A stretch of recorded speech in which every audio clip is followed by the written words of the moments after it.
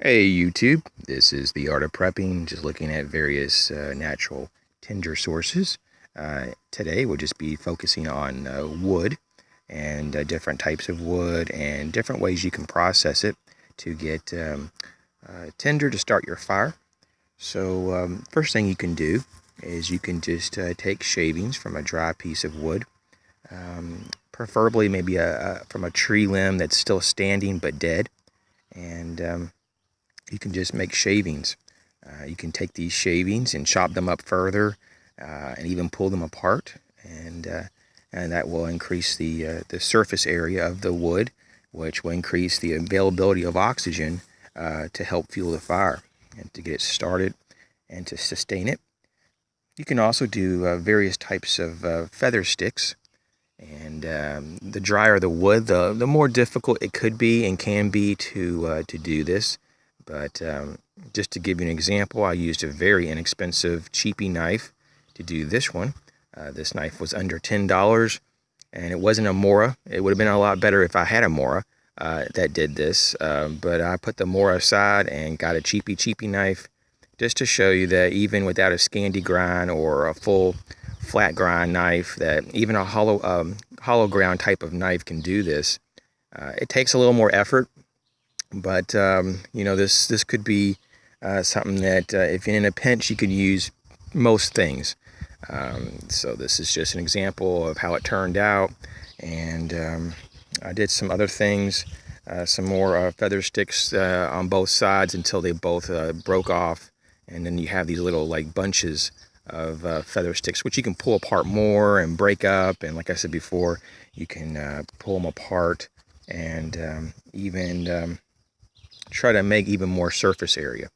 You can take, this was kind of one of my first attempts with the cheap knife, just trying to get a feel for it. It can take a few times, couple tries or more, if you're not used to making them with a new knife like this cheap knife that I was experimenting with.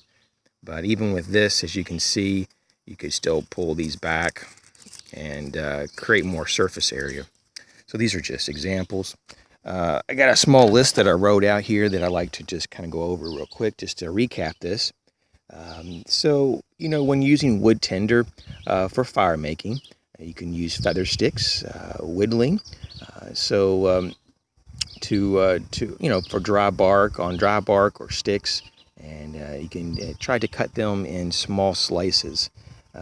Slice the wood so that it has the best chances of catching a spark.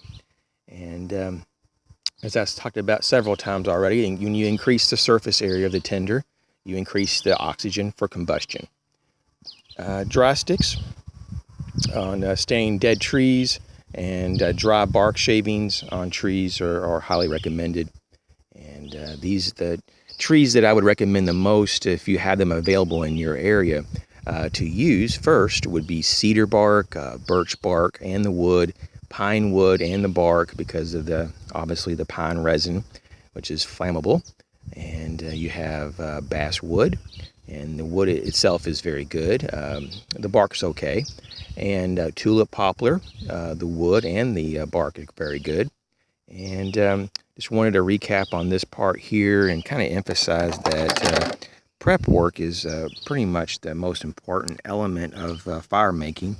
So, if it takes a few extra minutes to make a feather stick or to get, the results that you want, it's going to be a lot better than sitting there for 10 minutes with your ferrocerium rod or your matches or whatnot, trying to catch some tinder on fire, especially if it's damp or, you have a windy condition that you want to have maybe a nice feather stick or a bunch of tinder.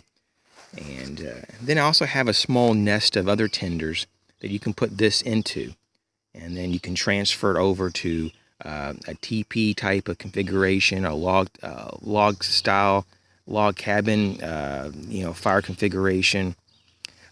They have various different types depending on what you need, and I do like the teepee or the pyramid style. It makes it really easy to put into, and then you can build it by just laying sticks on top of the other sticks. So This is just a few thoughts on fire making using natural materials, in particular using wood. Thanks for watching.